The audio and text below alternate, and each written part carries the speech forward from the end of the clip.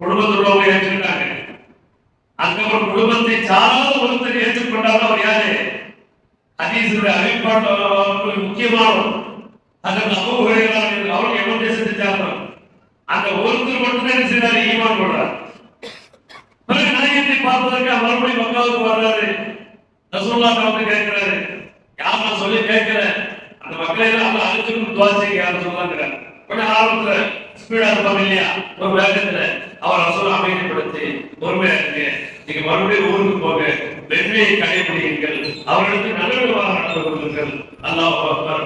மதீனாவுக்கு ரசூலுல்லாஹி ஸல்லல்லாஹு அலைஹி வஸல்லம் செய்து சென்றதற்கு பிறகு அங்கு நடந்த அகல் யுத்தத்தின் பொழுது கிட்டத்தட்ட யமன் தேசத்தை சார்ந்த 80 குடும்பம், எல்லாமே துபைலுடைய குடும்பத்தை சார்ந்தவர்கள், 80 குடும்பத்தை சார்ந்தவர்கள் அப்படியே ஒட்டுமொத்தமாக இந்த அகல் யுத்தத்திற்கு பிறகு இஸ்லாத்தை ஏற்றுக்கொண்டார்கள். அல்லாஹ் எவ்வளவு மாற்றத்தை, எவ்வளவு உயர்ந்த அந்தஸ்தை தந்து விட்டார். அவை இறை வசனங்கிறது இன்றைக்கு எப்படி நமக்கு ஒரு உதாரணத்தை காட்டுது? அபூஜஹலும் அந்த இறை வசனத்தை கேட்டான், ஆனா ஹிதாயத் இல்லை. ஆனா துபைல் ஒருத்தர் கேட்டாரு, எத்தனை பேருடைய ஹிதாயத்திற்கு அந்த இறை வசனத்தினுடைய காரணமாக அல்லாஹ் ஆக்கி வைத்தான். இது போன்றான் ரமலான் நம்மிடத்தில் ஒவ்வொரு வருடமும் வருகிறது. ஆனால் வந்த ரமலான் நம்முடைய வாழ்க்கையில் என்ன மாற்றத்தை ஏற்படுத்த இருக்கிறது? நாயகர் ஸல்லல்லாஹு அலைஹி வஸல்லம் பார்ப்பதற்கு உள்ளம் துடிக்கிறது. அவர்கள் காலத்தில் பிறக்கவில்லை என்று ஏற்றம் இருக்கிறது. ஆனால் அவருடைய காலத்திலே பிறந்து அவர்களுடைய வளர்ந்து அவர்களுடைய வாழ்ந்து கொண்டிருந்த சஹாபாக்களுடைய உள்ளத்தை அல்லாஹ் எப்படி மாற்றினார்? அபூஜஹல், உத்பா, ஷைபா போன்றவருடைய உள்ளத்தை அல்லாஹ் எப்படி வைத்திருந்தார்? நம்முடைய நிலைமை நல்லோருடைய நிலைமை போல இந்த ரமலானை கொண்டு ஒரு மாற்றத்தை ஏற்படுத்த வேண்டும்.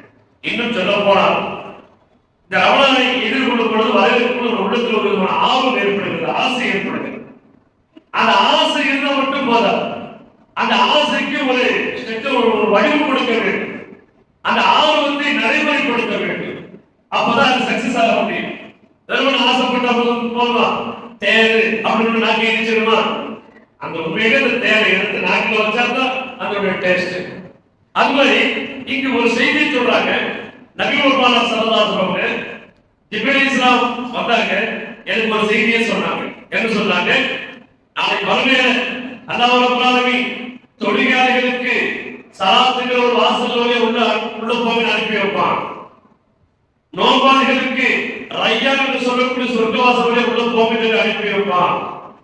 அதே மாதிரி சதக்கா செய்தவர்களுக்கு சதக்காக்கள் ஒரு வாசல் இருக்கும், அந்த வாசல் வழியா உள்ள அல்லாஹ் போக சொல்லுவான்.